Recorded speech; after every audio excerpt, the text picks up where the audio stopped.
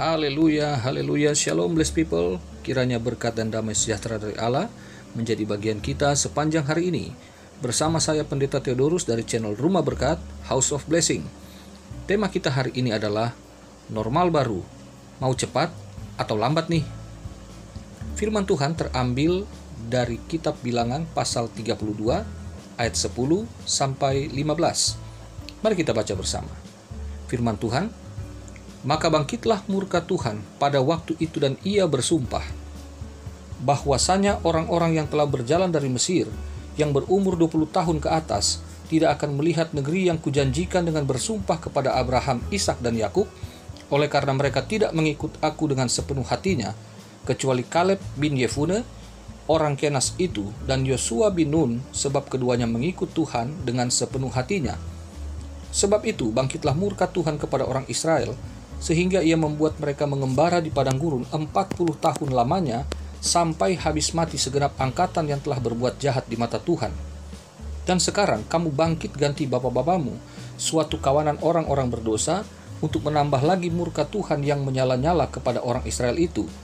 Jika kamu berbalik membelakangi dia, maka kamu akan lebih lama lagi dibiarkannya tinggal di padang gurun, dan kamu akan membawa kemusnahan atas seluruh bangsa ini. Saudara yang terkasih dalam Tuhan, ini adalah perkataan Musa untuk memperingatkan Bani Ruben dan Bani Gad sesaat sebelum mereka memasuki tanah Kanaan. Jadi waktu itu suku Ruben dan suku Gad memilih untuk tidak masuk bersama-sama. Mereka memilih tempat di luar Kanaan, dan ini membuat Musa gusar, saudara. Mengapa? Karena pernah terjadi peristiwa ketika bapak-bapak mereka dikatakan di sana, yaitu suku-suku yang lain yang mewakilkan orang-orangnya dalam cerita 12 pengintai, maka Musa mengingatkan bahwa Tuhan pernah murka karena itu. Itu sebabnya mereka kemudian berputar-putar 40 tahun lamanya di padang gurun, padahal seharusnya dari Mesir ke tanah Kanaan tidak memakan waktu yang cukup lama. Nah, saudara yang terkasih, apa sih penyebabnya? Tuhan bilang begini, sederhana sekali, bahwa mereka itu tidak mengikut aku dengan sepenuh hatinya, di ayat yang ke-11 tadi, kecuali Kaleb bin Yefune dan Yosua bin Nun. Nah saudara, mereka inilah yang kemudian melihat tanah Kanaan karena mereka dikatakan mengikut Tuhan dengan sepenuh hatinya. Jadi ini penting saudaraku. Kenapa? Karena generasi itu, generasi pertama yang keluar dari Mesir itu, angkatan perang yang dikatakan umur 20 tahun ke atas. Ini orang-orang yang produktif, orang-orang yang punya kemampuan, orang-orang yang sebetulnya punya masa depan yang cemerlang, tetapi kemudian mereka akhirnya menyia-nyiakan kesempatan itu, dan akhirnya mereka tidak masuk ke dalam tanah Kanaan, di mana mereka dikatakan orang-orang yang tereliminasi karena ketidaktaatan. Dan ketidaktaatan itu dimulai ketika mereka mulai meragukan Tuhan. Itu dapat kita lihat kisahnya di pasal-pasal sebelumnya, khususnya dalam kitab Bilangan pasal yang ke-13 itu. Nah saudara yang terkasih dalam Tuhan, bahwa Tuhan menginginkan orang Israel itu di padang gurun belajar dari Tuhan. Itu yang saya pernah sampaikan di dalam kitab Bilangan pasal yang ke-8, beberapa vlog yang saya sampaikan secara serial di sana. Nah saudara, di dalam proses itulah sesungguhnya Tuhan ingin mereka mempunyai satu ketetapan hati di mana mereka percaya Tuhan, bukan karena takut akan dihukum, bukan karena takut kepada Musa, tetapi saudara, Tuhan ingin pengiringan mereka kepada Tuhan adalah pengiringan yang sungguh-sungguh keluar dari dasar hati, karena mereka menyadari siapa Tuhan. Mereka mengenal Tuhan secara pribadi, bukan hanya melalui hukum. Dan Musa mengingatkan mereka bahwa kalau mereka mengikuti jejak orang tua mereka yang tidak taat, maka mereka akan semakin lama lagi di padang gurun, semakin lama lagi dalam penderitaan, dan mereka juga akan melihat kemusnahan secara nasional. Ini mengerikan, saudara.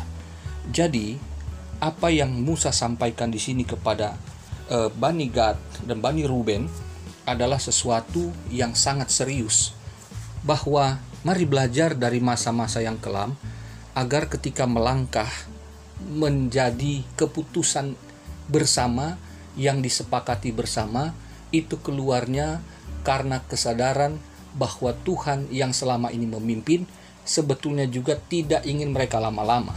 Mereka itulah sendiri yang membuat perjalanannya menjadi panjang, lama, membosankan, melelahkan, dan sangat menderita.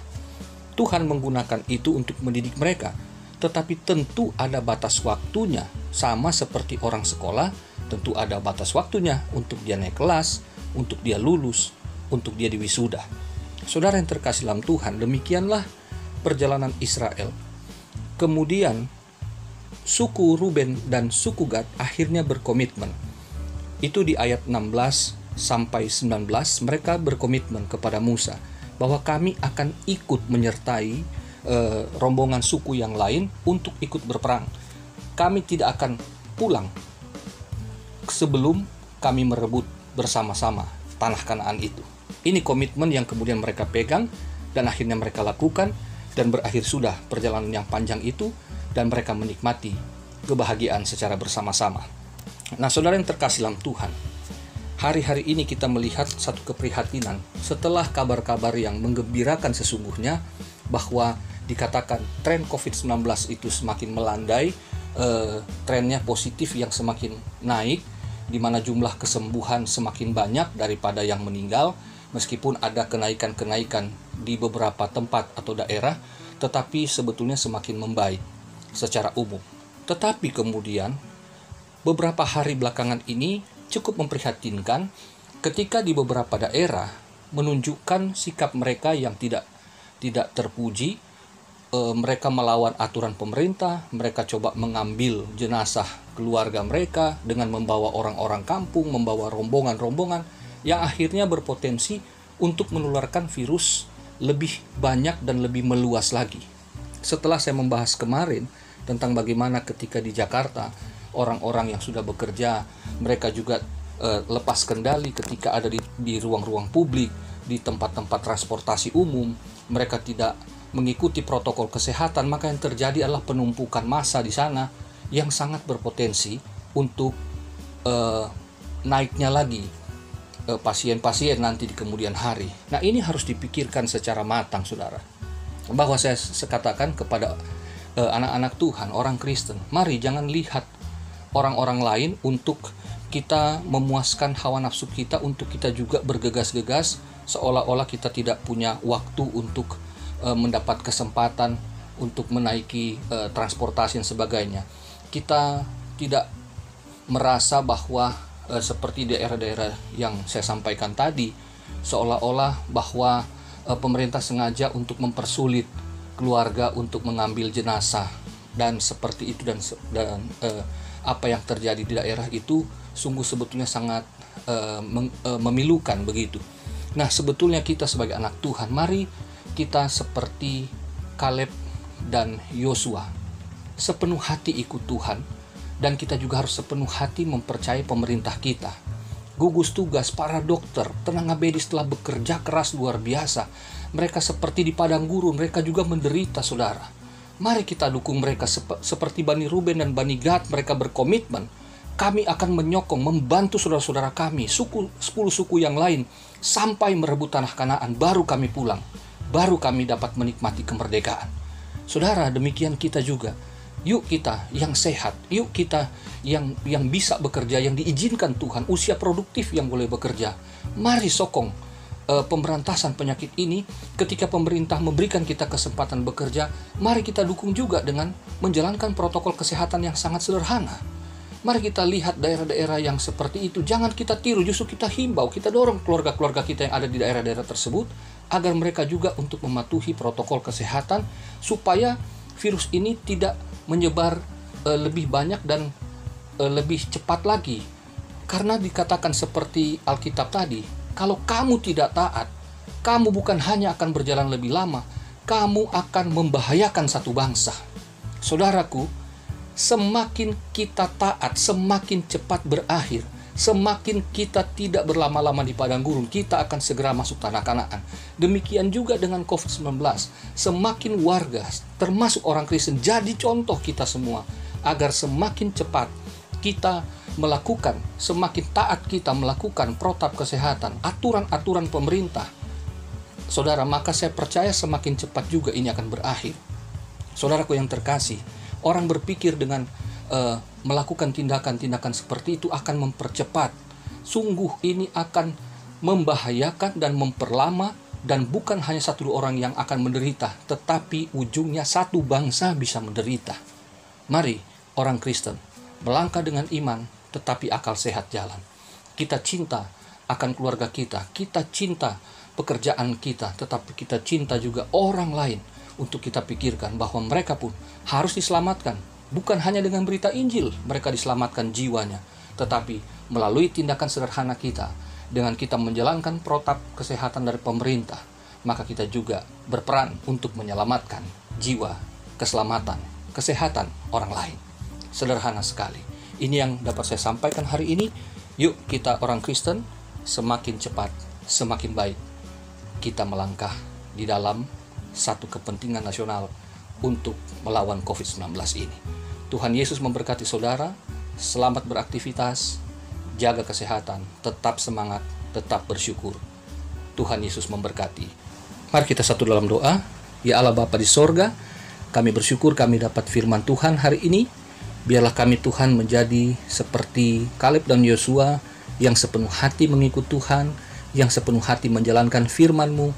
Demikian juga kami menjadi anak-anak bangsa yang taat dan setia untuk menjalankan apa yang telah diatur oleh pemerintah, guna kami sebagai anak Tuhan dapat berperan aktif, meskipun dengan tindakan yang kecil, tindakan yang sederhana.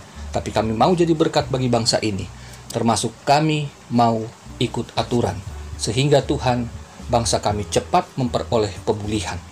Terus kami berdoa agar Tuhan, pemerintah, mereka yang telah bekerja keras untuk memikirkan nasib warga negara, demikian juga dengan gugus tugas dan para dokter tenaga medis, mereka yang berjuang dengan siang maupun malam dengan kekuatan yang ekstra Tuhan, melampaui bahkan kekuatan mereka. Tuhan tolong mereka. Tuhan berikan juga kekuatan dan kesehatan agar mereka juga tidak mengalami apa yang sedang dialami oleh penderita COVID-19. Tuhan tolong agar bangsa kami diselamatkan, dipulihkan. Dan kami percaya sepanjang kami mentaati Tuhan, mentaati firman, mentaati pemerintah kami, maka COVID-19 akan segera berlalu dari bangsa kami. Pimpin kami sepanjang hari ini Tuhan, agar kami dapat melakukan tugas-tugas tanggung jawab kami, baik di rumah, baik di tempat kerja, di luar, maupun di dalam ruangan, kami dapat beraktivitas dalam perlindungan kasih-Mu. Terima kasih Bapa, ini doa sembahyang kami, mengucap syukur untuk segala kecukupan pangan, sandang maupun papan yang Engkau sediakan setiap hari bagi kami. Dalam nama Yesus, haleluya, amin.